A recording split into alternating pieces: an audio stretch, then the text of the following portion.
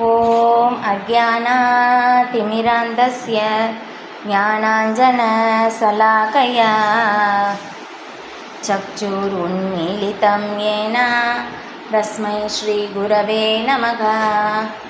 वन्देऽहं श्रीगुरो श्रीयुगपदकमलं श्रीगुरून् वैष्णवांश्च श्रीरूपं साग्रजातं सहगण रघुनाथान्वितं धंसजीवं साद्वैतं सावधूतं परिजनसहितं कृष्णचैतन्यदेवं श्रीराधाकृष्णपादान् सहगणललिता श्रीविशाखान्वितांश्च। हे कृष्ण करुणा सिन्धो दीनबन्धो जगद्पते गोपेश गोपिका कान्ता राधा कान्ता नमोऽस्तु ते। तप्तकाञ्चन गौराङ्गी राधे वृन्दावनेश्वरी वृषभानुसुते देवी प्रणमामि हरिप्रिये। वाञ्छाकल्पतरुभ्यस्य कृपासिन्धुभ्य एव च पतितानां पावनेभ्यो वैष्णवेभ्यो नमो नमः। नमो ॐ विष्णुपादाय कृष्णप्रेष्ठाय भूतले श्रीमते भक्तिवेदान्त स्वामिनिति नामिने। नमस्ते सरस्वती देवे गौरवाणी प्रचारिणे निर्विशेषशून्यवादी पाश्चात्यदेशधारिणे। जय श्रीकृष्ण चैतन्य प्रभु नित्यानन्द श्री अद्वैत गदाधर श्रीवासादि गौरभक्तवृन्द। हरे कृष्णा कृष्ण कृष्ण हरे हरे हरे राम राम राम हरे हरे। मुखं करोति वाचालं भङ्गुं लङ्घयते गिरिं यद्रिपादमहं वन्दे श्रीगुरुं दीनदारिणं परमानन्दमाधवं श्रीचैतन्य ईश्वरं। कृष्णाय वासुदेवाय देवकी नन्दनाय च नन्दगोपकुमाराय गोविन्दाय नमो नमः। பகவத்கீதை அத்தியாயம் 8 ஸ்லோகம் 16.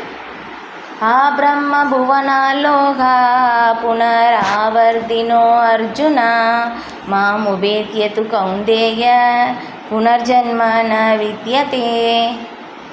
ஜட உலகின் மிக உயர்ந்த லோகத்திலிருந்து மிகவும் தாழ்ந்த லோகம் வரை அனைத்தும் பிறப்பும் இறப்பும் மாறி மாறி நடைபெறும் துன்பம் நிறைந்த இடங்களே. ஆனால் குந்தியின் மகனே, என்னுடைய இடத்தை அடைபவன் என்றும் மறுபிறவி எடுப்பதில்லை. பிரபு படிச்சிட்டாங்க இல்லையா பொருளுரை. அப்போ இதில் சொல்லப்பட்டிருக்கு இல்லையா. போன வார வகுப்பில் நிறைய பேர் வரல. தூய பக்தி பற்றி சொல்லப்பட்டிருந்தது. சுத்த பக்தி இல்லையா. எந்த விதமான உள்நோக்கமும் இல்லாத தூய பக்தி, அனன்ய பக்தி எப்படி தூய பக்தர்கள் செய்கிறாங்க, எப்படியெல்லாம் செய்கிறாங்க அப்படின்னு சொல்லி முந்தைய வகுப்பில் பார்த்தோம். இப்போ அதுக்கப்புறம் அப்போ அத்தகைய தூய மகாத்மாக்கள் இந்த தற்காலிகமான துன்பம் நிறைந்த உலகத்தில் அவர்கள் வருவதில்லை அப்படின்னு சொல்லி சொல்லப்படுது. அப்போ அவங்க எங்கே போகிறாங்க அப்படின்னாக்கா பகவானுடைய ஆன்மீக உலகத்திற்கு அங்கே அவங்க போகிறாங்க. இப்போ அங்கே சென்றவர்கள் இங்கே திரும்பி வர தேவையில்லை இல்லையா. அப்போ ஆன்மீக உலகம் என்றுமே நித்தியமானது. இப்போ இந்த பௌதிக உலகம் இல்லையா, இங்கே சொல்லியிருக்கிற மாதிரி ஆப்ரம்ம புவனால் லோகா இல்லையா. பிரம்மலோகம் ஆரம்பித்து அதுக்கப்புறம் கீழே பாதாள லோகம் வரை இங்கே 14 உலகங்களில் நாம் எங்கே சுற்றி திறந்தாலும் பிறப்பு இறப்பு முதுமை நோய் எல்லாமே இந்த நாளுமே இருக்குது இல்லையா. பிரம்மலோகத்திற்கு போனாலும் திரும்ப பிறக்க வேண்டும் இல்லையா. இல்லை அப்படின்னாக்கா நம்ம ஆன்மீக உலகத்தை அடைந்தவர்கள் இங்கே திரும்பி வருவதில்லை இல்லையா. இந்த நாரத முனிவர் ஸ்ரீமத் பாகவதத்தில் சொல்லும்போது எப்படி சொல்கிறாங்கன்னா, நம்ம வந்து பிரம்மலோகத்தில் இருந்தும் இல்லையா கீழே பாதாள லோகம் வரையிலும் எல்லா இடத்துலையும் நாம் வந்து சுற்றி திரிந்தாலும் எது அடைய முடியாதோ அதற்காக நம்முடைய முயற்சி வந்து நாம் செய்ய வேண்டும் அப்படின்னு வந்து சொல்கிறாங்க இல்லையா. அடைய முடியாத ரொம்ப கடினம் என்ன இல்லையா, பகவானுடைய நாமம் இல்லையா, பகவானுடைய காரணமற்ற கருணை. இப்போ அதற்காக நம்முடைய முயற்சி வந்து செய்ய வேண்டும். ஏன்னா மனித பிறவியில் வந்து பகவானுடைய அன்பை வந்து நாம் வந்து புதுப்பித்து கொள்ள முடியும் இல்லையா. தபோதிவ்யம் புத்திரக்கா ஏனசத்வம் சுத்தியேத் எஸ்மாத் பிரம்ம சௌக்கியம் தான் அனந்தம் ரிஷபதேவர் வந்து சொல்கிறாங்க இல்லையா. தபோதிவ்யம் புத்திரக்கா மனித வாழ்வு வந்து தப வாழ்வுக்காக வந்து கொடுக்கப்பட்டிருக்கு. ஏன்னா மனித பிறவியினால் மட்டும்தான் வந்து நாம் வந்து இதை எல்லாமே வந்து புரிந்து கொள்ள முடியும். இல்லை அப்படின்னாக்க புரிந்து கொள்ள முடியாது. பின்னாடி வந்து வரும் இங்கே 13வது அத்தியாயத்தில் வந்து அதில் வந்து சொல்லப்படுது இல்லையா. எது எல்லாமே வந்து ஞானம் அப்படின்னு சொல்லி வந்து சொல்லப்படுது. இப்போ அதில் வந்து சொல்லும்போது அப்போ வந்து பகவான் வந்து என்ன சொல்கிறாங்கன்னா, இப்போ அதில் பிறப்பு இறப்பு முதுமை நோய் அதில் வரும் துன்பத்தை வந்து நாம் வந்து என்றுமே உணர வேண்டும் அப்படின்னு வந்து சொல்லப்பட்டிருக்கு. ஏன்னா பிறப்பு வந்து நம்ம பார்க்குறோம் இல்லையா, நமக்கு முதுமை வந்து ரொம்ப கொடுமையானது நமக்கு வந்து தெரியும், அனுபவிச்சிருக்கோம் இல்லையா. வியாதி அதுவும் வந்து ரொம்ப கஷ்டம் இல்லையா, அதையும் வந்து நம்ம எல்லாருமே அனுபவிச்சிருக்கோம். மரணம் நம்ம வந்து பார்த்துருக்கோம் இல்லையா, நம்ம இறக்கும்போது தான் அதை வந்து அனுபவிப்போம். ஆனால் பிறப்பு வந்து பார்த்தோம்னா துன்பம் அப்படின்னு சொல்லப்படுது இல்லையா. பிறப்பு எப்படி துன்பம் அப்படின்னு சொல்லி பார்க்கும்போதும் இவங்க கபில தேவர் அவங்களுடைய தாய் தேவகூதிக்கு வந்து அதில் வந்து அவங்க சொல்லும் போதும் இப்போ அதில் வந்து ஸ்ரீமத் பாகவதத்தில் வந்து விளக்கப்பட்டிருக்கு பிறப்பு வந்து எவ்வளவு துன்பமயமானது அப்படின்னு சொல்லி. ஏன்னா இந்த பிறப்பு எடுப்பதினால்தான் இதுக்கு பின்னாடி இல்லையா முதுமை வியாதி மரணம் வந்து வருது. இந்த பிறப்பு இல்லை அப்படின்னாக்கா இதுக்கு பின்னாடி எதுவுமே வராது இல்லையா. நம்ம வந்து சொல்லலாம் இல்லையா, நமக்கு வந்து இந்த ஒரு துன்பம் வந்து இருக்குது, எனக்கு அந்த துன்பம், ஒவ்வொருத்தவங்களுக்கு ஒவ்வொரு விதமாக வந்து சொல்லுவாங்க. ஆனால் உண்மையிலே துன்பம் என்னென்னா பிறப்பு தான்.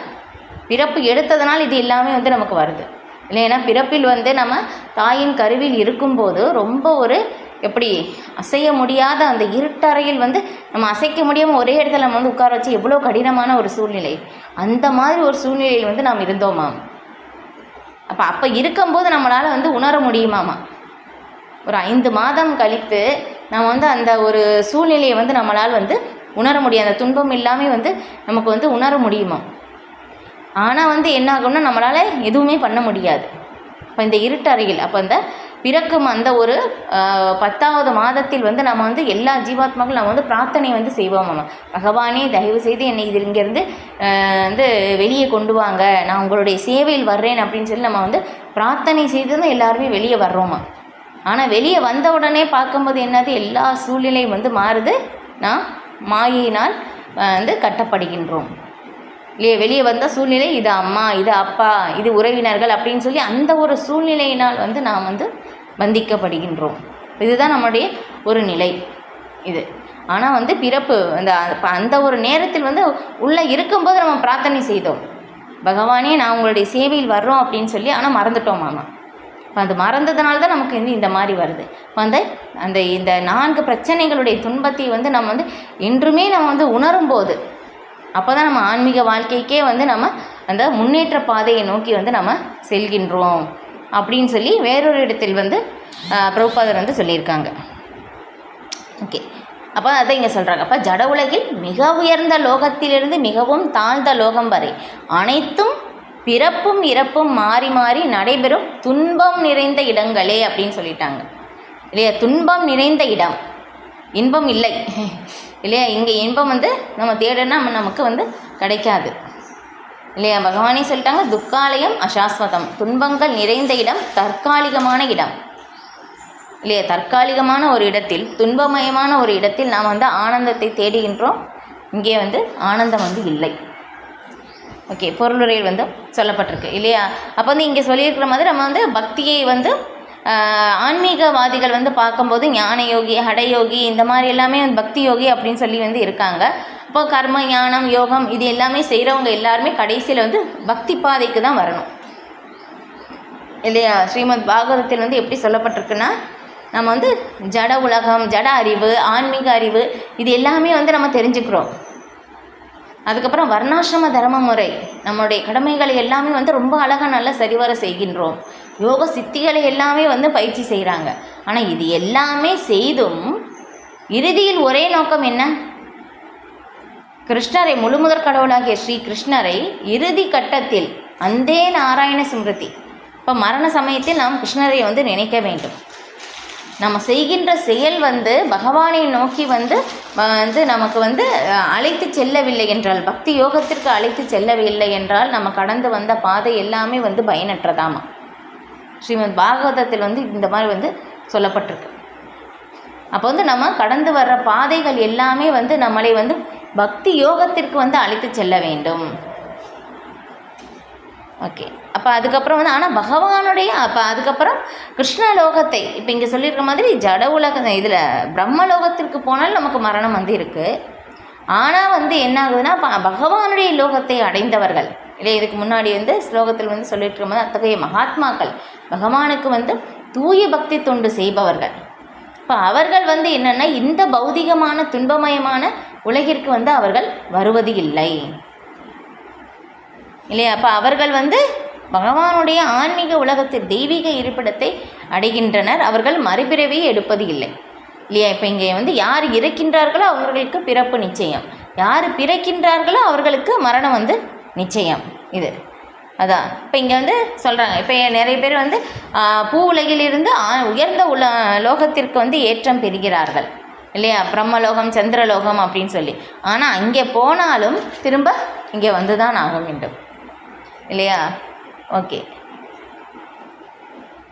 அதான் வந்து இங்கே சொல்லப்பட்டிருக்கு. ஓகே, அடுத்த ஸ்லோகம், ஸ்லோகம் 17. சகஸ்ரயுக பர்யந்தம் பார்த்துட்டோமோ?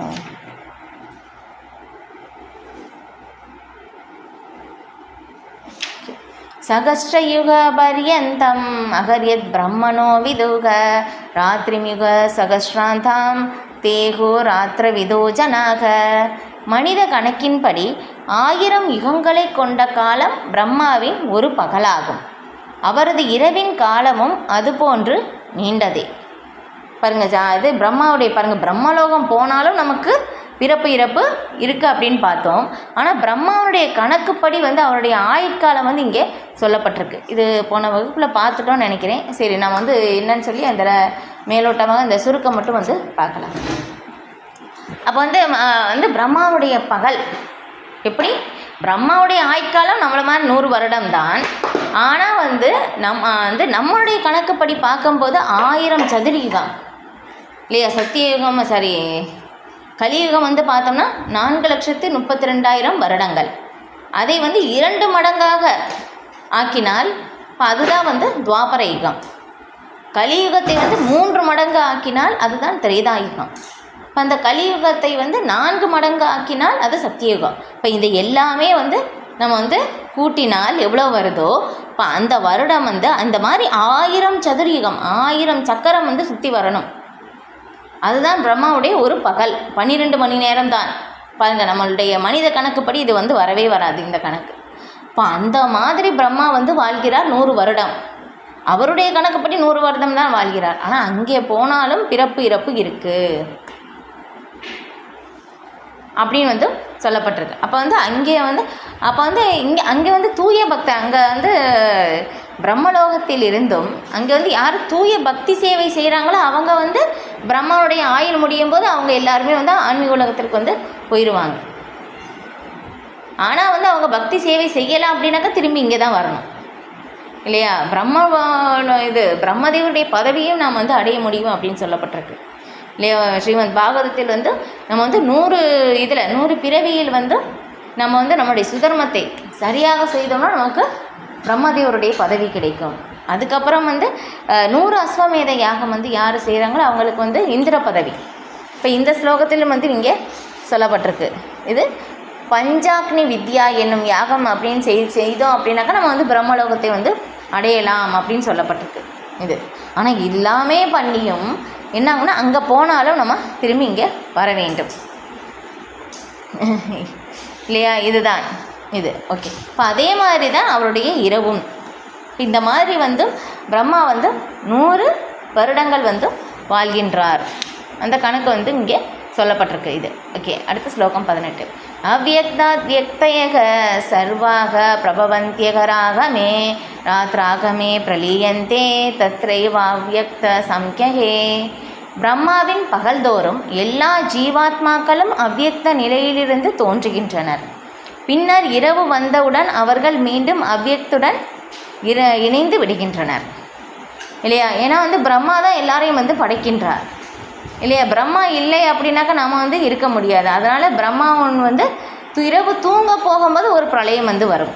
அதுக்கப்புறம் பிரம்மாவுடைய ஆயுள் முடியும் போது பிரளயம் வரும். திரும்ப பிரம்மா உறங்கி எழும்போது திரும்ப சிருஷ்டிப்பார் இல்லை. இப்போ அந்த அழிவு ஏற்படும் போது என்னாகும்னா எல்லாருமே அவ்வியக்த நிலையில் எல்லாருமே பகவானுடைய விஷ்ணுவுடைய அவங்களுடைய உடலில் எல்லாருமே உள்ளே போயிடுவாங்க. திரும்ப படைக்கும்போது எல்லாருமே அவங்கள எங்கேருந்து விட்டாங்களோ அங்கேருந்து திரும்ப தொடங்குவாங்க. இதுதான் சுழற்சி நடந்து கொண்டே இருக்கின்றது. இது அதான் இங்கே சொல்லப்படுது. ஓகே, ஸ்லோகம் 19. பூத கிராமக ச ஏவாயம் பூத்வா பூத்வா பிரலீயதே ராத்ராகமே வசபார்த்த பிரபவத்யகராகமே. மீண்டும் மீண்டும் பிரம்மாவின் பகல் வரும்போது இந்த ஜீவாத்மாக்கள் தோன்றுகின்றனர். பிரம்மாவின் இரவு வரும்போது இவர்கள் அனாதரவாக அழிக்கப்படுகின்றனர் இல்லை. இப்போ பார்த்தோம் அதே தான் இது. ஓகே, இப்போ இந்த ஸ்லோகத்திலேருந்து பார்க்கணும். ஸ்லோகம் 20. பரஸ்தஸ்மாஸ்து பாவோன்யோ வியக்தாத் வியக்தோ வியக்தாத் சனாதனக விகச சர்வேஷு பூதேஷு நத்யத்சு ந வினங்ஷ்யதி. இருப்பினும் தோன்றி மறையும் இந்த ஜடத்திற்கு அப்பால் நித்தியமானதும் திவ்யமானதுமான மற்றொரு தோன்றாத இயற்கை உள்ளது. அது பரமமானது, என்றும் அழிவடையாதது. இவ்வுலகில் உள்ள அனைத்தும் அழிவடையும் போது அப்பகுதி அழிவதில்லை இல்லையா. இப்போ நம்ம பிரம்மலோகத்திலிருந்து பாதாள லோகம் வரை 14 உலகங்களை பற்றி பார்த்தோம். அந்த எல்லா இடத்துலையும் பார்த்தோம்னா பிறப்பு இறப்பு முதுமை நோய் இருக்கின்றது. அது எல்லாமே இப்படி தோன்றி தோன்றி அழிகின்றது. ஆனால் இங்கே சொல்கிறாங்க, இந்த ஜடத்திற்கு அப்பால் தோன்றி மறையும் இந்த ஜடத்திற்கு அப்பால் நித்தியமாக இருக்கின்ற நித்தியமானதும் மற்றொரு தோன்றாத இயற்கை அப்படின்னு சொல்லிட்டாங்க இல்லையா. இது தோன்றி தோன்றி மறைகின்றது இந்த பௌதிக உலகம். ஆனால் இது தோன்றாதது இல்லை, என்றுமே நித்தியமாக இருப்பது, அழியாதது. இப்போ இந்த உலகம் அழியும் போது இந்த 14 உலகங்கள் பிரம்மா உறங்கும் போகுது.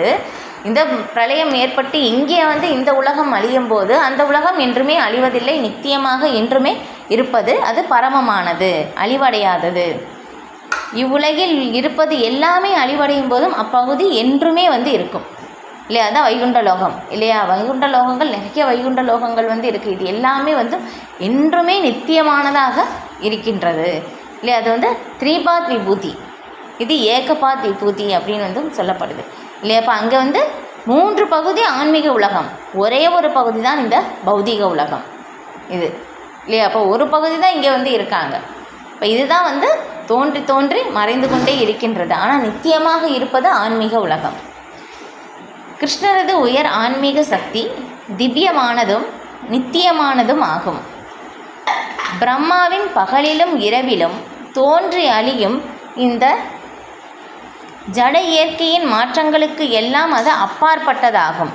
கிருஷ்ணரது உயர்ந்த சக்தி ஜட இயற்கையின் தன்மைகளுக்கு முற்றிலும் எதிரானது. உயர்ந்த சக்தியும் தாழ்ந்த சக்தியும் 7ஆம் அத்தியாயத்தில் விளக்கப்பட்டன இல்லையா. நம்ம பார்த்தோம் உயர்ந்த சக்தி தாழ்ந்த சக்தி, அதை பற்றி முந்தைய அத்தியாயத்தில் 7ஆவது அத்தியாயத்தில் நம்ம பார்த்தோம். ஏன்னா பகவானுடைய சக்தி பார்க்கும்போதும் எப்படி உயர்ந்த ஆன்மீக சக்தி, ஜடசக்தி மாதிரி கிடையாது இல்லையா. பகவானுடையது அந்தரங்க சக்தியின் மூலமாக பகவான் வருகிறார். 4ஆவது அத்தியாயத்தில் நம்ம பார்க்குறோம் இல்லையா. சம்பவாமி ஆத்மமாயையா, அவருடைய அந்தரங்க சக்தியின் மூலமாக பகவான் இங்கே வருகின்றார் அப்படின்னு சொல்லி நம்ம பார்க்குறோம். இது இப்போ இதில் ஜட சக்தி ஜட இயற்கையின் தன்மைகளுக்கு பார்த்தோம்னா அது முற்றிலுக்கு எதிரானதாக இருக்குது. பகவானுடைய சக்தி எப்படிப்பட்டது? உயர்ந்த சக்தி. அதுக்கப்புறம் நாமளும் உயர்ந்த சக்தியை சேர்ந்தவர்கள் தான் இல்லையா. நாமளும் ஜீவாத்மா, ஆனால் நம்ம நடுநிலை சக்தி. நமக்கு ஒரே ஒரு சுதந்திரம் கொடுக்கப்பட்டிருக்கு. இப்போ அந்த ஒரு சுதந்திரத்தை பயன்படுத்தி நாம் உயர்ந்த சக்தியில் அந்தரங்க சக்தியின் மூலமாக நாம் செயல்படுவதா இல்லை வந்து பௌதீக சக்தியின் மூலமாக செயல்படுவதா அப்படின்னு சொல்லி நமக்கு அந்த ஒரு சுதந்திரம் வந்து கொடுக்கப்பட்டிருக்கு. இப்போ அது நம்மளுடைய ஒரு சுதந்திரம், நம்ம நடுத்தர சக்தியாக வந்து இருக்கின்றோம். இப்போ அதை பற்றி 7வது அத்தியாயத்திலேருந்து பார்த்தோம். ஓகே, இப்போ அதுக்கப்புறம் ஸ்லோகம் 21.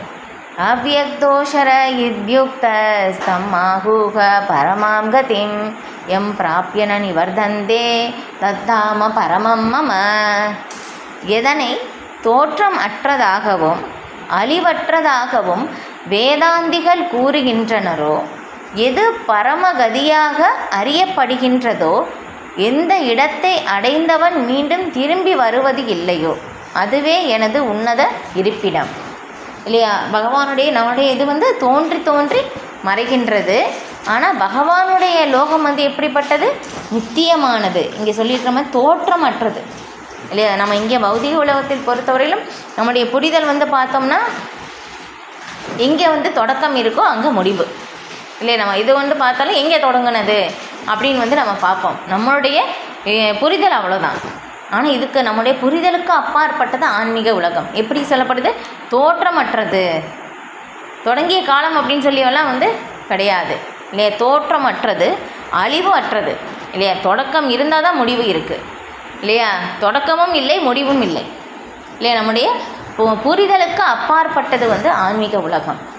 இது தோற்றமற்றதும் அழிவற்றதும் இது. அப்போ இதுதான் நம்முடைய பரமகதி என்று அறியப்படுகின்றதோ, இல்லையா? அப்போ அந்த இடத்துக்கு வந்து நம்ம போயிட்டோம் அப்படின்னாக்கா தத்தாம பரமமம, திரும்ப நம்ம இந்த பௌதிக உலகத்திற்கு வந்து வர தேவையே இல்லை. அங்கே வந்து நம்ம எப்போவுமே வந்து நித்தியமாக வந்து இருக்கலாம். ஓகே, முழுமுதற் கடவுள் ஸ்ரீ கிருஷ்ணரின் உன்னத இருப்பிடம், எல்லா விருப்பங்களையும் பூர்த்தி செய்யக்கூடிய இடமாக சிந்தாமணி தாம பிரம்ம சம்ஹிதையில் வர்ணிக்கப்பட்டுள்ளது. இல்லையா? சிந்தாமணி பிரகர சத்மசு கல்பவ்ருக்ஷா லக்ஷாவிரதேசு சூரபிர் அபிபாலயந்தம் லக்ஷ்மி சகசிர சத சம்பிரம சேவியமான கோவிந்தம் ஆதிபுருஷம் தமகம் பஜாமி. இல்லையா? சிந்தாமணி பிரகர சத்மசு கல்பவ்ருக்ஷா. எப்படி ஆன்மீக உலகம் வந்து எப்படிப்பட்டதாமா? கோலோக பிருந்தாவனம் பிரம்மதேவர் வந்து சொல்கிறாங்க, பாடுறாங்க இதில் பிரம்ம சங்கீதையில். எப்படி நம்ம வந்து டைல்ஸு, செங்கல், கல், இதுதான் சிமெண்ட், இந்த மாதிரி தான் வந்து நம்மளுடைய வீடு வந்து நம்ம கட்டுறோம். இல்லை, இப்போ அங்கே இருக்கிற வீடு எல்லாமே எப்படியாமா? சிந்தாமணி கல்லால் வந்து கட்டப்பட்டது. சிந்தாமணி பிரகர சத்மசு கல்பவ்ருக்ஷா. இல்லை, சிந்தாமணி கல் நம்ம வந்து கேள்விப்படுவோம். இல்லை, அது தொட்டால் எது வேணாலும் கிடைக்கும் அப்படின்னு சொல்லி. இப்போ அது தொட்டால் நம்ம என்ன வேணாலும் வந்து நமக்கு வந்து கிடைக்கும். எல்லா விருப்பங்களையும் பூர்த்தி செய்யும் இது. அதுக்கப்புறம் லக்ஷ்மி சகசிர சத சம்பிரம சேவியமானம். இல்லையா? 1000 லக்ஷ்மிகள் வந்து அங்கே பகவானுக்கு வந்து சேவை வந்து செய்கிறாங்க. இப்போ இந்த மாதிரி வந்து ஆன்மீக உலகம் வந்து இருக்குது. சிந்தாமணி பிரகர சத்மசு கல்பவ்ருக்ஷா லக்ஷாவிரதேசு சூரபிர் அபிபாலயந்தம். இல்லையா? 9 லட்சம் பசுக்களை அங்கே வந்து பகவான் வந்து சுரபி பசுக்களை வந்து மேய்க்கின்றார். இங்கே இருக்கிற மாதிரி பசு வந்து கிடையாது இது. இப்போ அங்கே இருக்கிற பசு வேறு மாதிரி. கோலோக விருந்தாவனத்தில் இருக்கின்ற இது. அப்போ 9 லட்சம் பசுக்கள் வந்து இருக்குது, சுரபி பசுக்கள். இல்லையா? அப்போ அந்த பசுக்களை வந்து பகவான் வந்து மேய்க்கின்றார். இப்போ அந்த மாதிரி வந்து பகவானுடைய உலகம் வந்து அங்கே இருக்குது, கோலோக விருந்தாவனம். அந்த இடத்துக்கு நாம் போயிட்டோம் அப்படின்னாக்கா திரும்பி நாம் இங்கே வர தேவையில்லை. கோலோக விருந்தாவனம் என்று அறியப்படும் கிருஷ்ணரின் இந்த பரம இருப்பிடம் சிந்தாமணி கற்களால் செய்யப்பட்ட மாளிகைகளை உடையது. பால் சுரக்கும் சுரபி பசுக்களும் அங்கு உள்ளன. அந்த உன்னத இருப்பிடத்தில் பல்லாயிரக்கணக்கான லக்ஷ்மிகளால் பகவான் சேவை செய்யப்படுகிறார். கோவிந்தர் என்று அழைக்கப்படும் ஆதி புருஷரான அவரே எல்லா காரணங்களுக்கும் காரணமாவார். இல்லை, இப்போ வந்து நம்ம விளக்கணும், அதே தான் வந்து இங்கே சொல்லப்பட்டிருக்கு. அப்போ அந்த இதில் வந்து அந்த ஸ்லோகத்தை தான் வந்து பிரபுபாதர் வந்து இங்கே சொல்லியிருக்காங்க. ஓகே, இப்போ பகவான் புல்லாங்குழலை ஊதும் பழக்கமுடையவர். இல்லையா? வேணும் பனந்தம் அரவிந்த தலாயதாக்ஷம். இல்லையா? பகவான் வந்து எப்போவுமே வந்து புல்லாங்குழல் வந்து ஊதுவார் பகவான். அவரது திவ்யமான ரூபம் எப்படி? திரிபங்க லலிதம், அனைத்து உலகையும் கவரக்கூடியதாகும். ஏன்னா வந்து பகவான் வந்து நிறைய இதில் வந்து இருந்தாலும் அந்த திரிபங்க லலிதம், இல்லையா? 3 இதில் வந்து வளைந்து நிற்கின்றார். அதுதான் ரொம்ப கவர்ச்சியான வந்து ஒரு ரூபம் அப்படின்னு வந்து இங்கே சொல்லப்படுது இது. ஓகே, அப்போ அவரது திவ்யமான ரூபம் அனைத்து உலகையும் கவரக்கூடியதாகும். அவரது கண்கள் தாமரை இதழ்களை போன்றவை. அவரது மேனி நிறம் மேகத்தின் நிறத்தை போன்றது. அவரது உடல் அழகு கோடிக்கணக்கான மன்மதர்களை மிஞ்சுவதாக அமைகிறது. அவர் மஞ்சள் நிற உடையுடுத்தி கழுத்தில் மாலை அணிந்து தலையில் மயில் தோகை அணிந்துள்ளார். ஆன்மீக உலகில் தலை சிறந்த உலகமும் தனது சொந்த இருப்பிடமுமான கோலோக பிருந்தாவனத்தை பற்றி ஒரு சிறு குறிப்பினை மட்டுமே பகவத்கீதையில் கொடுத்துள்ளார். பாருங்கள், சிறு குறிப்பு தான் இது, சிறு குறிப்பு தான் இது அப்படின்னாக்கா அப்போ வந்து அங்கே எந்த மாதிரி வந்து இருக்கும் இல்லையா? இப்போ இங்கே வந்து பார்க்குறோம் அப்படின்னாக்கா டெல்லி பக்கத்தில் வந்து விருந்தாவனம் அப்படின்னாக்கா அது பௌம விருந்தாவனம். பகவான் வந்து இங்கே ஆன்மீக உலகத்துக்கு வந்து லீலை செய்ய வரும்போது எந்த பிரபஞ்சத்துக்கு வந்து லீலை செய்ய வர்றாங்களோ இப்போ வந்து ஆன்மீக உலகத்தில் வந்து என்னென்ன இருக்கோ அதே மாதிரி வந்து சேம் அதே அப்படியே வந்து இங்கே தோற்றுவிக்கிறார். அதுக்கப்புறம் தான் பகவானே வந்து இங்கே லீலை செய்ய வருகின்றார். அப்போ இங்கே இருக்கின்ற விருந்தாவனம் பார்த்தோம்னா நம்ம கண்களுக்கு எப்படி தெரியும்? சாதாரணமாக சிமெண்ட்டு அந்த மாதிரி தான் வந்து தெரியும். ஆனால் வந்து கிடையாது. ஆனால் வந்து உண்மையிலே வந்து யார் வந்து பிரேமை என்னும் கண்களால் வந்து பார்க்குறாங்களோ உண்மையிலே அது சிந்தாமணி கல்லால் இருக்கிற மாதிரி வந்து தெரியும். இது உண்மை. ஏன்னா நம்ம பௌதிகமான கண்களுக்கு வந்து எல்லாம் நமக்கு வந்து இதெல்லாமே வந்து தெரியாது. அதான் இங்கே இந்த விருந்தாவனம் பார்க்குறோம்னா இதே அப்படியே சேம் கோலோக விருந்தாவனத்தில் வந்து இதே விருந்தாவனம் தான் இங்கேருந்து இருக்குது. இது இப்போ இது வந்து பார்த்தோம்னா ஒரு பக்தர் வந்து ஒரு அரசர் அவங்க வந்து என்ன பண்ணுறாங்கன்னா ரொம்ப கர்வம். என்கிட்ட வந்து நான் அரசர், என்கிட்ட வந்து இல்லாத பணமே கிடையாது, நான் வந்து என்ன சேவை வேணாலும் வந்து என்னால் செய்ய முடியும் அப்படின்னு சொல்லி ரொம்ப கர்வமாக சொல்லும்போது சரி இவங்களுக்கு வந்து இதை புரிய வைக்கணும் அப்படின்னு சொல்லி என்ன பண்ணுறாங்கன்னா அந்த ஒரு பக்தருடைய ஆன்மீக குரு வந்து சேவை வந்து கொடுக்குறாங்க. அந்த பக்தர்கிட்ட வந்து கேட்குறாங்க, எனக்கு வந்து உங்கள் ஆன்மீக குருவிடம் சொல்லி எனக்கு வந்து சேவை வந்து கொடுங்க அப்படின்னு சொல்லும் போதும் சரி அப்போ இவங்களுக்கு வந்து புரிய வைக்கணும் அப்படின்னு சொல்லி ஆன்மீக குரு என்ன சொல்கிறாங்கன்னா இப்போ இந்த மாதிரி வந்து ராதா கொண்ட கரையில் அங்கே வந்து பார்க்கும்போது படிகள் இருக்குது. அதில் வந்து ஒரு படி வந்து டேமேஜ் ஆயிடுச்சு, அது ஒன்று மட்டும் வந்து அவங்களுக்கு வந்து சரி பண்ண சொல்லுங்கள் அப்படின்னு சொல்லும்போது எவ்வளோதானா அப்படின்னு சொல்லி அவங்க ரொம்ப கர்வமாக வந்து அவங்க வந்து பார்க்குறாங்க. ஆன்மீக குருவுடைய கருணையால் வந்து அந்த படிகள் வந்து தெரியுது. அந்த ஒவ்வொரு படியும் வந்து பார்த்தோம் அப்படின்னாக்கா ரொம்ப விலை மதிப்பற்ற கற்களால் வந்து அந்த படிகள் வந்து ஆக்கப்பட்டிருக்கு. இது பௌதிக உலகத்தில் அந்த மாதிரி கற்களே வந்து இங்கே கிடையாது. அதுக்கப்புறம் தான் அவர் வந்து புரிந்து கொள்கிறார், அவருடைய கர்வம் வந்து தனியுது. ஓ அப்படின்னு சொல்லிட்டு வந்து அவங்களுக்கு தெரியுது, நான் தான் உயர்ந்தவர், எல்லாமே என்கிட்ட இருக்குது அப்படின்னு சொல்லி நான் நினச்சேன் அப்படின்னு சொல்லி. இப்போ இதுதான் இப்போ வந்து இது எல்லாம் எப்படி இங்கே சொல்லிக்கிற மாதிரி எப்படி சிந்தாமணி கற்களால் வந்து ஆனது இல்லையா? எல்லா இடத்துலையும் இந்த மாதிரி தான் இருக்குது. எங்கே பார்த்தாலும் சிந்தாமணி கல் வீடு தான் இல்லையா? நம்மளால் வந்து யூகிக்கவே வந்து முடியாது. இப்போ அந்த மாதிரி வந்து உயர்ந்ததாக வந்து இருக்கின்றது பகவானுடைய ஆன்மீக உலகம். அப்போ விரிவான விளக்கங்கள் பிரம்ம சம்ஹிதையிலும் கொடுக்கப்பட்டுள்ளன. வேத இலக்கியங்கள் கட உபனிஷதம் 1.3.11 முழுமுதற் கடவுளின் இருப்பிடத்தை விட உயர்ந்தது ஏதும் இல்லை என்றும் அதுவே பரமகதி என்றும் கூறுகின்றன. புருஷான்ன பரம் கிஞ்சே சாகாஷ்டா பரமாகதிக, அதனை அடைந்தவன் ஒருபோதும் ஜட உலகிற்கு திரும்புவது இல்லை இல்லையா? நம்முடைய இலக்கு வந்து எதுக்காக இருக்க வேண்டும்? பகவானுடைய லோகம் கோலோக பிருந்தாவனத்தை அடைவது தான் நம்முடைய பரம இலக்காக, அதுதான் பரமகதியாக வந்து இருக்க வேண்டும். இப்போ அங்கே வந்து யார் போனாங்களோ அவங்க திரும்பி இங்கே வர தேவையில்லை. கிருஷ்ணரும் அவரது உன்னத இருப்பிடமும் வேறுபட்டவை அல்ல இல்லையா? ரொம்ப ரொம்ப முக்கியம் இல்லையா? பகவானுக்கும் பகவானுடைய நாமம், பகவானுடைய குணங்கள், பகவானுடைய இயல்புகள், பகவானுடைய இருப்பிடம், பகவானுடைய சம்பந்தப்பட்டது எல்லாமே கிருஷ்ணனுடைய ஒத்தவை தான். எல்லாமே ஆன்மீகமயமானது, இங்கே இருக்கிற மாதிரி வந்து கிடையாது இல்லையா? எல்லாமே வந்து யோகமாக மாயா சக்தியின் மூலமாக செய்யப்பட்டது. அதை இங்கே சொல்லப்படுது. கிருஷ்ணரும் அவரது இருப்பிடமும் வேறுபட்டவை அல்ல, ரெண்டுமே ஒன்று தான். கிருஷ்ணனுடைய இருப்பிடமும் கிருஷ்ணர் தான். இது ஏனெனில் அவை ஒரே குணத்தை உடையவை இல்லையா? அதுதான் ரொம்ப ரொம்ப முக்கியம். ஒரே குணத்தை வந்து உடையவை. ஆன்மீக வானில் உள்ள இந்த உன்னதமான கோலோக விருந்தாவனத்தின் மாதிரி ஒன்று பூவுலகின் டெல்லிக்கு 90 மைல் தென்கிழக்கே அமைந்துள்ளது. கிருஷ்ணர் இப்பூவுலகில் அவதரித்த போது இந்தியாவில் உள்ள மதுரா மாவட்டத்தின் 84 சதுர மைல் நிலப்பரப்பினை கொண்ட விருந்தாவனம் என்னும் இடத்தில் தான் தனது லீலைகளை செய்தார். நம்ம வந்து பார்க்குறோம் இல்லையா? இப்போ வந்து பார்க்குறோம், நீங்கள் பாருங்கள், மதுரா மாவட்டத்தில் 84 சதுர மைல் நிலப்பரப்பு மட்டும்தான் வந்து விருந்தாவனம் வந்து இருக்குது. அவ்வளோதான் விருந்தாவனம் அப்படின்னாக்கா அப்போ ஆன்மீக உலகம் நம்ம வந்து அங்கே போனோம்னா எப்படி வந்து நம்மளால் அங்கே வந்து இருக்க முடியும் அப்படின்னு சொல்லி நம்ம வந்து நினைக்கலாம் இல்லையா? இப்போ இதுதான் நம்முடைய புரிதலுக்கு அப்பாற்பட்டது.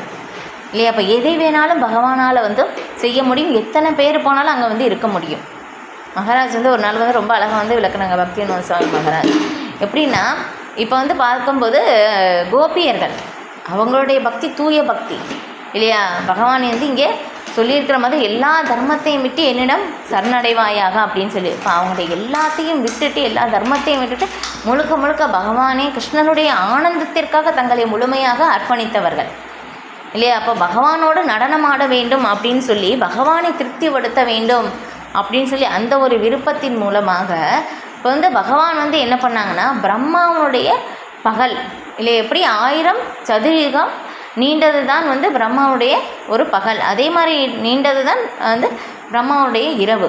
அந்த அளவுக்கு வந்து நீண்ட ஒரு இரவை வந்து பகவான் வந்து கொண்டு வந்தாராமா. அந்த ஒரு பிரம்மாவுடைய இரவு முழுவதும் வந்து ராச நடனம் ஆடினார்கள் இல்லையா? நம்மளுடைய புரிதலுக்கு அப்பாற்பட்டது, நம்முடைய யூகத்திற்கே அப்பாற்பட்டது, யூகிக்கவே முடியாது இல்லையா? இப்போ எல்லாமே வந்து விரிவாக்கம் வந்து பகவான் வந்து செய்கின்றார். இப்போ இதே வந்து இன்னொரு இது சொன்னோம்னா இதில் பத்ரிநாத் இல்லையா? அங்கே தான் வந்து என்ன ஆகும்னா 6 மாதம் வந்து இது ரொம்ப குளிராக இருக்கும் அப்படின்னு சொல்லி 6 மாதம் வந்து கோயிலை வந்து மூடிடுவாங்களாமா. 6 மாதம் தான் வந்து திறந்திருக்கும் அப்படின்னு சொல்லி வந்து சொல்லப்படுது. இப்போ அந்த மாதிரி இருக்கும்போது இப்போ வந்து பத்ரிநாத்துக்கு வந்து ஒரு ரொம்ப முதியவர், இப்போ அங்கே வந்து போகணுன்னா பஸ் எல்லாம் வந்து ஏறி வந்து போக முடியாது இல்லையா? ஒரு இடத்துக்கு வந்து போகலாம், அதுக்கப்புறம் அந்த மலை மேலே ஏறி தான் வந்து போகணுமா. அந்த மாதிரி ஒரு கடினமான ஒரு நிலை. இப்போ அந்த மாதிரி வந்து ஒரு பக்தர் ரொம்ப வயதானவர் அவங்க வந்து எப்படியோ மேலே ஏறி போயிட்டாங்க. இப்போ அங்கே போகும்போது என்ன சொல்கிறாங்கன்னா அங்கே பூஜாரி வந்து சொல்கிறாங்க, நீங்கள் வந்து இப்போ வந்துட்டீங்க, இப்போ தான் வந்து கோயிலே வந்து நம்ம மூடினோம், 6 மாதம் கழித்து தான் வந்து கோயிலை திறப்போம் அப்படின்னு வந்து அங்கே சொல்கிறாங்களாம். இப்போ அந்த பக்தருக்கு வந்து ரொம்ப வருத்தம், பகவானிடம் வந்து பிரார்த்தனை வந்து செய்கிறார், பகவானே நீங்கள் வந்து நான் வந்து திரும்பி என்னால் வந்து எல்லாம் வந்து போயிட்டு திரும்ப ஏரியெல்லாம் வர முடியாது இல்லையா? நான் வந்து ரொம்ப எனக்கு வயதாகிடுச்சு, என்னால் முடியாது அப்படின்னு சொல்லி பகவானில் வந்து ரொம்ப பிரார்த்தனை வந்து அவங்க செய்கிறாங்க. செஞ்சுட்டு வந்து அவங்க வந்து என்ன பண்ணுறாங்கன்னா வந்து அவங்க தூங்கிடுறாங்க. இப்போ அடுத்த நாள் காலையில் வந்து எந்திரிச்சு பார்க்கும்போது கோயில் வந்து திறந்திருக்கு.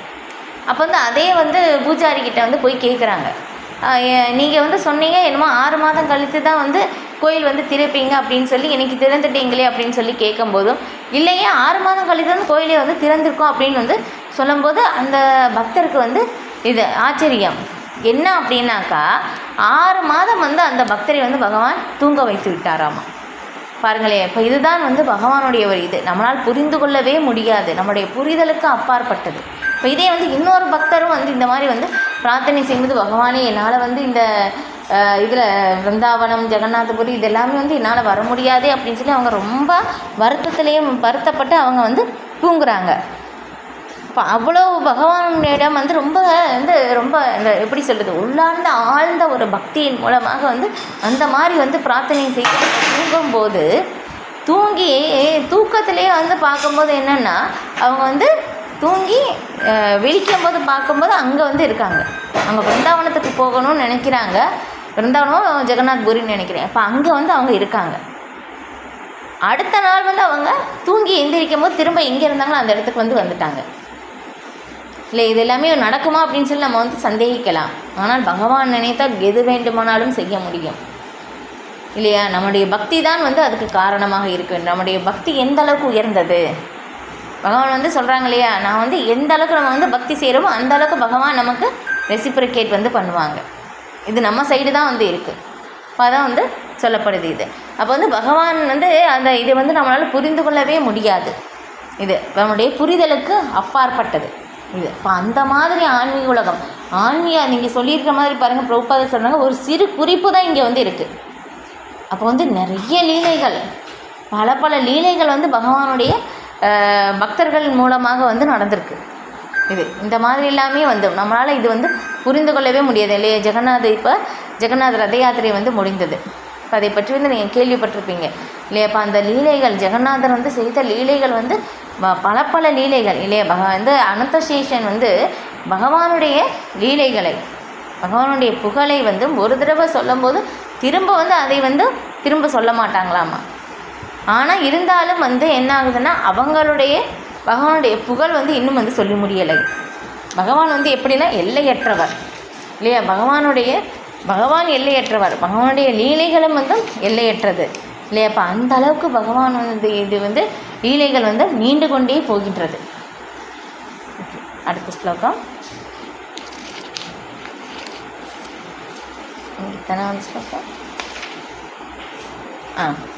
ஸ்லோகம் 22. புருஷக சபரக பார்த்த பக்தியா லப்தியாஸ்வ அனன்யாக யஸ்யாந்தகஸ்தானி பூதானி ஏன சர்வம் இதம் ததம். எல்லாரிலும் சிறந்தவரான பரமபுருஷ பகவானை களங்கமற்ற பக்தியினால் அடைய முடியும். அவர் தனது இருப்பிடத்தில் வசிக்கும் போதிலும் எங்கும் நிறைந்தவராக உள்ளார். மேலும் அனைத்தும் அவரினுள் அமைந்துள்ளது இல்லையா. பரமபுருஷ பகவானை களங்கமற்ற பக்தியினால் அடைய முடியும் இல்லையா. பகவானை வந்து எப்படி அடையலாம்? பகவானை வந்து பக்தியால் மட்டும்தான் அடைய முடியும். பக்தியாமாம் அபிஜானாதி, பக்தியால் மட்டுமே பகவானை வந்து அடைய முடியும். வேறு எதனால்? நம்முடைய புத்தி சாதுரியத்தினால், என்னுடைய புலமையினால், என்னுடைய திறமையினால் நான் அடைந்து விடுவேன், கண்டிப்பாக முடியாது. பகவானை வந்து அடையிறதற்கான ஒரே வழி களங்கமற்ற பக்தி தான் வந்து அடைய முடியும். இப்போ பகவானுடைய இருப்பிடத்தில் பகவான் வந்து எப்படி அவருடைய ஆன்மீக உலகத்தில் கோலோக விருந்தாவனத்தில் வந்து இருந்தாலும் என்னாகுமாமா? எங்கும் நிறைந்தவராக உள்ளார் இல்லை. இதுக்கு சின்ன உதாரணம் நம்ம இதுக்கு முன்னாடி வந்து கூட வந்து பார்த்துருக்கோம் இல்லையா. சூரியன் வந்து பார்த்தோம்னா ஒரே ஒரு சூரியன் தான் இல்லையா. அப்போ எல்லா இடத்திலும் அந்த வெளிச்சம் வந்து பரவி இருக்குது, ஒளி இல்லையா. சூரியன் ஒரே ஒரு சூரியன் தான், ஆனால் அந்த ஒளி வந்து எல்லா இடத்துலையும் வந்து பரவி இருக்கின்றது. இப்போ அதே மாதிரி தான் பகவான் ஆன்மீக உலகில் இருந்தாலும் பகவான் எங்கும் நிறைந்தவராக இருக்கிறார் இல்லையா. நம்ம வந்து இங்கே பகவானுக்கு வந்து நைவேத்தியம் செய்கிறோம் இல்லையா. பகவான் வந்து ஏற்றுக்கொள்கிறார் இல்லையா. பகவானுடைய கைகள் அங்கேருந்து இங்கே வரைக்கும் நீட்ட முடியும் இல்லையா. ஒரு யோகியாலேயே வந்து இது எல்லாமே பண்ண முடியுது அப்படின்னாக்கா இல்லையா. பகவான் வந்து யோகேஸ்வரர், எல்லா யோகங்களையும் இறைவன் வந்து பகவான் இல்லையா. பகவானால் வந்து இது செய்ய முடியாதா? கண்டிப்பாக வந்து செய்ய முடியும். ஓகே, இப்போ அடுத்து, எந்த உன்னத இலக்கை அடைந்த பின் திரும்பி வர வேண்டியது இல்லையோ அது பரமபுருஷரான கிருஷ்ணரின் உன்னத இருப்பிடம் என்று இங்கே தெளிவாக கூறப்பட்டுள்ளது இல்லையா. நம்ம வந்து நம்முடைய இலக்கு எதுவாக இருக்க வேண்டும் அப்படின்னாக்கா அங்கே பகவானுடைய ஆன்மீக உலகம், பகவானுடைய லோகத்தை அடைவது தான் நம்முடைய உன்னதமான இலக்காக வந்து இருக்க வேண்டும். அப்போ அந்த இலக்கு, அந்த இருப்பிடம் என்னென்னா பகவானுடைய ஆன்மீக உலகம்தான். இப்போ பிரம்ம சம்ஹிதையில் இந்த உன்னத இருப்பிடத்தை பற்றி எப்படி ஆனந்த சின்மய ரச பூரண ஆன்மீக ஆனந்தம் நிறைந்த இடம் என்று வர்ணிக்கப்பட்டுள்ளது இல்லையா. அப்போ அந்த ஆன்மீக உலகம் எப்படிப்பட்டது? ஆனந்தமயமானது, ஆனந்த சின்மய ரச இல்லையா. அப்போ அந்தளவுக்கு எப்போவுமே ஆனந்தமயமான அந்த ஒரு இருப்பிடம். பகவான் வந்து எப்படின்னா ரச வல்லுனர், ரசத்தை வந்து முழுமையாக அனுபவிப்பவர் பகவான் இது இல்லையா. பகவானுடைய ரூபமே வந்து எப்படி சச்சிதானந்த ரூபம், சத் சித் ஆனந்தம், பூரணமான நித்தியமான ஆனந்தமயமான ரூபத்தை உடையவர் பகவான் இல்லையா. பகவான் வந்து எப்படின்னா நம்ம வந்து இங்கே வந்து ஆனந்தத்தை வந்து தேடுறோம், ஆனால் ஆனந்தம் வந்து எங்கே இருக்குன்னா பகவானிடம்தான் இருக்குது இல்லையா. பகவானே சொல்லப்படுது எப்படின்னா சச்சித் ஆனந்த ரூபம், பகவானுடைய ரூபம் ஆனந்தமயமானது, அந்த மாதிரி வந்து இருக்குது இது. இப்போ வந்து நம்ம ஆனந்தம் வேணும்னா பகவானிடம்தான் வந்து வேண்டணும், அங்கே தான் வந்து நமக்கு ஆனந்தம் வந்து கிடைக்கும். அதான் பூரண ஆன்மீக ஆனந்தம் நிறைந்த இடம் என்று வர்ணிக்கப்படுகிறது. அது நல்லா வந்து நம்ம புரிஞ்சுக்கணும். எப்படி சொல்லப்படுது? இங்கே இருக்கிற மாதிரி தற்காலிகமான ஆனந்தம் வந்து கிடையாது, அங்கே பூரணமான ஆன்மீக ஆனந்தம். நாம் அனுபவிக்கிறது பௌதிக ஆனந்தம், தற்காலிகமான ஆனந்தம். அங்கே வந்து ஆன்மீக ஆனந்தம் வந்து அனுபவிக்கப்படுது, நம்மளால் புரிந்து கொள்ள முடியாது. அங்குள்ள பலதரப்பட்ட குணங்கள், ரூபங்கள் முதலியவை அனைத்தும் ஆன்மீக ஆனந்தத்தின் தன்மையை உடையவை இல்லையா. இப்போ அங்கே இருக்கிறது எல்லாமே ஆன்மீகம்தான், எதுவுமே பௌதிகம் வந்து கிடையாது. இங்கே இருக்கிறது எல்லாமே பௌதீகம், அங்கே இருக்கிறது எல்லாமே எப்படி பலதரப்பட்ட குணங்கள் கூட. இங்கே இருக்கிறது வந்து முக்குணங்கள் இல்லையா, மாயையின் மூலமாக சத்துவகுணம், ரஜகுணம், தமோகுணம். இப்போ இது வந்து நமக்கு மாயையால் ஏற்பட்ட இந்த ஒரு குணங்கள். ஆனால் அங்கே இருப்பது எல்லாமே வந்து இது பலதரப்பட்ட குணங்கள், ஆன்மீகமயமானது. ரூபங்கள் எல்லாமே கூட வந்து எப்படின்னா ஆன்மீக ஆனந்தத்தின் தன்மையை உடையவை இப்போ அதுதான் வந்து நம்ம ரொம்ப வந்து நல்லா வந்து புரிந்து கொள்ள வேண்டும் இல்லையா. வெளிப்படையாக பார்க்கும்போது எப்படி சொல்கிறாங்கன்னா ராசலீலை பகவான் வந்து அப்படின்னு சொல்கிறாங்க, எத்தனை பெண்களோட வந்து அவங்க வந்து நடனம் ஆடிடுறாங்களே அப்படின்னு சொல்கிறாங்க இல்லையா. அப்போ அதுதான் நம்ம வந்து புரிந்து கொள்ள வேண்டும். இங்கே சொல்லியிருக்கிற மாதிரி எப்படி அங்கே இருக்கின்ற குணங்கள் ரூபங்கள் எல்லாமே அனைத்தும் ஆன்மீக ஆனந்தத்தின் தன்மையை கொண்டவை இல்லையா. நம்ம வந்து எல்லாருமே பகவானுடைய ஒரு பாகம் இல்லையா. ஸ்ரீமதி ராதாராணி பகவானுடைய ஸ்ரீமதி ராதாராணி யாருன்னா பகவானுடைய அந்தரங்க சக்தி, பகவானுடைய ஆனந்த சக்தி. இது என்னென்னா இதில் பகவானுடைய ஆனந்த சக்தியாக வந்து ஸ்ரீமதி ராதாராணி வந்து இருக்காங்க. பகவானுக்கு வந்து எப்படின்னா பலவித சக்திகள் வந்து இருக்குது. பராசக்தி சக்தி விவித இவ ஸ்ரூயத்தை அப்படின்னு சொல்லி நாம் யாருன்னா பகவானுடைய நடுத்தர சக்தியாக இருக்கின்றோம் இல்லையா. பகவானுடைய அந்தரங்க சக்தி வந்து யாருன்னா ஸ்ரீமதி ராதாராணி, அவங்களுடைய வியாபகங்கள் தான் கோபியர்கள் இல்லையா. அப்போ அதுதான் இங்கே சொல்லப்படுது, ஆன்மீக ஆனந்தத்தின் தன்மையை உடையவர்கள். இப்போ அவங்க அந்த மாதிரி ரூபத்தை உடையவர்கள். இப்போ அவங்க வந்து அந்த மாதிரி அந்த ஒரு நிலையிலிருந்து பகவானுக்கு அந்த சக்திகள் வந்து சேவை வந்து செய்கிறாங்க. இந்த மாதிரி இதில் சைத்தன்ய சரிதாமத்துலேயும் வந்து ரொம்ப விரிவாக வந்து விளக்கப்பட்டிருக்கு. பூ இலா அப்படின்னு சொல்லி வந்தால் வந்து நிறைய சக்திகள் வந்து இருக்காமல் அந்த சக்திகள் எல்லாமே பகவானுக்கு வந்து சேவை செய்கின்றது அப்படின்னு சொல்லிட்டு இல்லையா. இப்போ இந்த மாதிரி இருக்கும்போது அப்போ அவங்க ஆன்மீக சக்தியின் வியாபகங்கள் இவங்க எல்லாருமே வந்து கோபியர்கள். இப்போ அவங்க வந்து எப்படின்னா பகவானுக்கு வந்து சேவை வந்து செய்கிறாங்க. அப்போ வந்து ஆன்மீக ஆனந்தத்தை வந்து அனுபவிக்கிறார்கள். நாம் வந்து அது எல்லாமே வந்து எப்படி பார்க்குறோன்னா ஜட கண்ணோட்டத்தில் வந்து பார்க்கும்போது நாம் இங்கே நம்ம வந்து எப்படி வந்து கலங்கப்பட்ட நிலையில் வந்து பார்க்குறோமோ அதே மாதிரி அதை நாம் வந்து உணர்கின்றோம். அப்படி கிடையாது. அதான் இங்கே வந்து பாருங்கள் தெளிவாக வந்து சொல்லியிருக்காங்க. அங்கே இருக்கிறது எல்லாமே பூரண ஆன்மீக ஆனந்தம் நிறைந்த இடம். அங்குள்ள பலதரப்பட்ட குணங்கள் ரூபங்கள் முதலியவை அனைத்தும் ஆன்மீக ஆனந்தத்தின் தன்மையை உடையவை. ஜடம் என்று அங்கு எதுவும் கிடையாது. இங்கே நம்ம பார்க்குறது எல்லாமே ஜடம்தான் இல்லையா. நம்மளுடைய உடலே வந்து பார்த்தோம்னா எப்படி ஒரு ஜடம், ஒரு எந்திரம் இல்லையா. எந்திரா ரூடானி மாயையா, இந்த உடல் என்னும் எந்திரத்தில் வந்து நான் இயக்குகின்றேன் அப்படின்னு சொல்லி பகவான் வந்து இந்த 18ஆவது அத்தியாயத்தில் வந்து சொல்லுவாங்க. இப்போ இந்த உடல் வந்து பார்த்தோம்னா ஒரு எந்திரம், ஒரு மிஷின். உள்ள ஆத்மா இருக்கிறனால தான் இந்த உடலே வந்து இயங்குது இல்லையா. இங்கே இருக்கிறது எல்லாமே வந்து ஜடம், அங்கே இருக்கிறது எல்லாமே வந்து ஆன்மீகத்தன்மையை உடையவை. இந்த வித்தியாசம் வந்து நம்ம வந்து புரிஞ்சுக்கணும். இது இப்போ அத்தகைய பல்வேறு தோற்றங்கள் யாவும் பரமபுருஷனுடைய ஆன்மீக விரிவே. பாருங்கள், இதுதான் சொல்லப்பட்டிருக்கு. பல்வேறு தோற்றங்கள் அங்கே இருக்கிறது எல்லாமே வந்து பரமபுருஷருடைய ஆன்மீக விரிவங்கங்கள் தான். ஸ்ரீமதி ராதாராணி வந்து பகவானுடைய அந்தரங்க சக்தி இல்லையா. பகவானுடைய அந்த ஒரு விரிவாக்கம் நம்ம வந்து புரிந்து கொள்வது ரொம்ப ரொம்ப கடினம். இதனுடைய விளக்கங்கள் எல்லாமே வந்து நம்ம சைத்தன்ய சரிதாமிரத்தில் வந்து விளக்கப்பட்டிருக்கு. இது அப்போ வந்து பகவான் வந்து ஒரே ஒருவர் தான், கிருஷ்ணர் மட்டும்தான் இருக்காங்க.